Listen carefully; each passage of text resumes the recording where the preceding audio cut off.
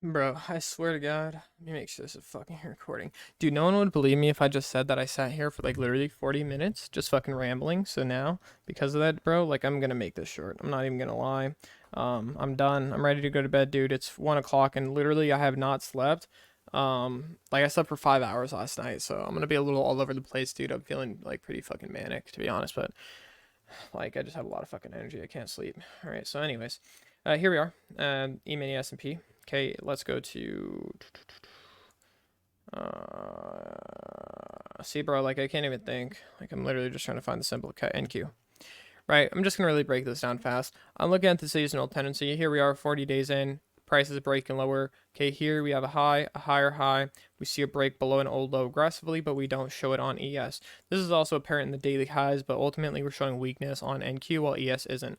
Monthly and weekly, we're still bullish. There's nothing else to expect in terms of prices. You know, it's just one down close candle, and in fact the candle we're on is still forming, so not necessarily a indication of price going lower. Neither is this in itself on the daily time frame, so still bullish, and focused on this. So we'll continue to see how price is reacting, but I'm noting this as a high, then a run above it at a higher time frame premium or old monthly untested high, focusing on what price will do now. Price won't want to stay in a premium for very long. And it's the same thing here, right? The only difference is the move isn't as aggressive, and as I mentioned yesterday, in terms of like the move, I wanted to see a more aggressive run for that. Now we have this move here, which is delivered on the one side, as I mentioned. Don't worry about the gap; that's a result of the contract changing. But here we are, in terms of current price action, and also we're in that 40-day mark. Looking at the last 20 days, we look back here. Okay, 20 days completely bullish, right? Even up to the 40-day mark. And so we know that every quarter we can expect to see some kind of shift. So I'm not saying that's that shift yet because I'm not going to pick highs or tops or anything like that. But just to simplify here, that's what we're focused on. All right, let's go down to my lower time frame, or not lower time frame yet. I mean the higher time frame. I'm not going to bore you by continuously talking about the daily.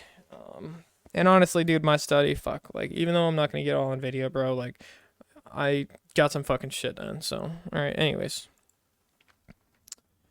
so I knew I needed to hit the higher time frame, and I still hit the lower time frame. My brain is fucking shutting off, bro. And literally, like you can hear I'm talking fast. I feel fucking pumped. All right, like I don't know what else to say, man. So listen, here we are, NQ. Like, bro, it literally sounds like I'm doing fucking math. I swear to God, I'm not on drugs.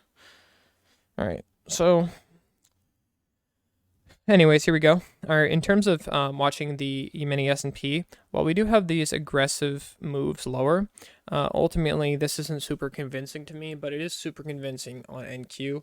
And looking at price returning here would definitely be a good opportunity to sell in terms of this being a breaker, right? Now, in terms of how deep of a breaker, right? So if price after this expansion lower from a consolidation, so from consolidation, what is this?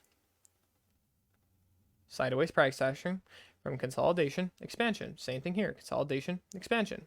Right? So if we know markets move from consolidation into expansion, then from an expansion we see retracement, reversal, or consolidation. So we're still in the expansion move. That's the first thing we're noting.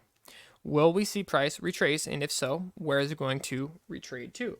Well, I need to re-bring it up in the next video, but I was talking about PD arrays. I literally defined exactly what it was for these higher time frames, but we're on hourly, so let's focus on old highs, old lows, and levels of quick movement. Untested high here, level of buy side. Untested high here, level of buy side. Price delivered on one side of the market here. In terms of a fair value gap, looking at the wicks, right? No wicks trade through, so there's a gap here. And so that would be a return to fair value since price was only delivered on one side of the market. So we're taking a note of that, okay?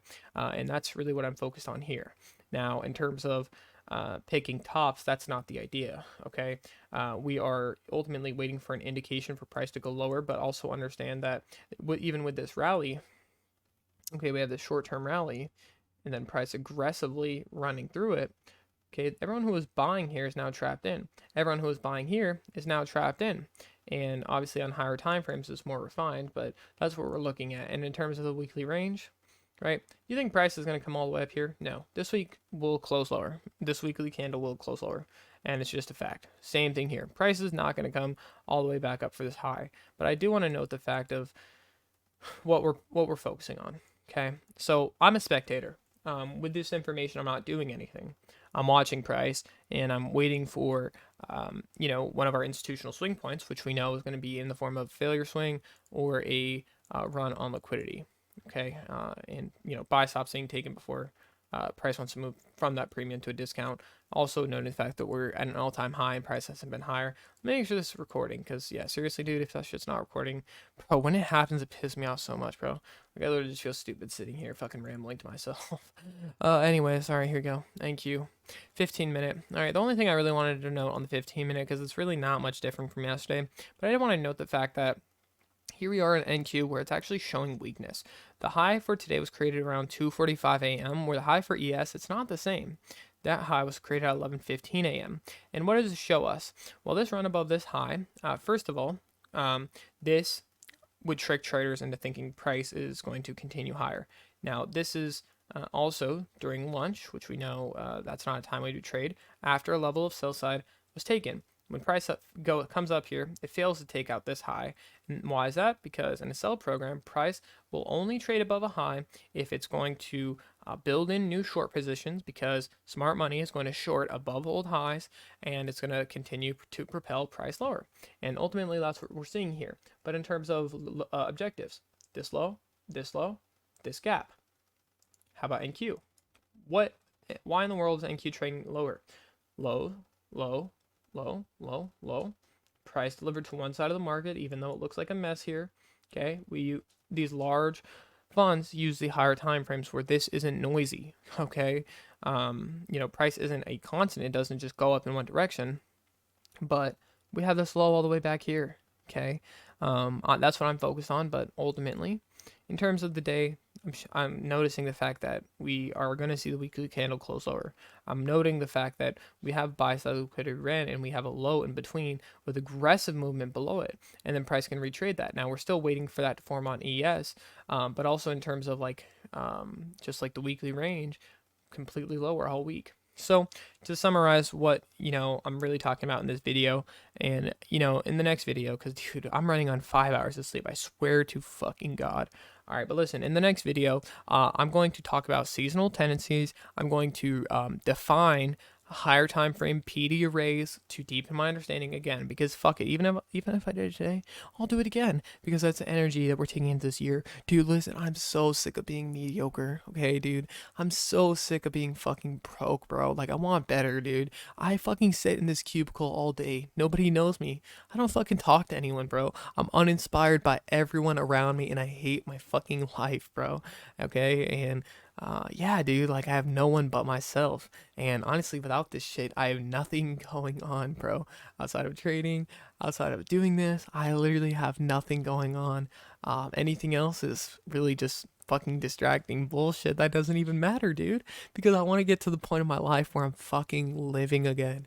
Alright, so, anyways, like I said, I'm feeling fucking manic, bro. Like, I just have a lot of energy, and I've only slept for 5 hours, but what the fuck ever, bro. Yeah, we're just gonna end it here, and I'll be back tomorrow to do something more like thorough in analysis. So, yeah, that's it. Peace.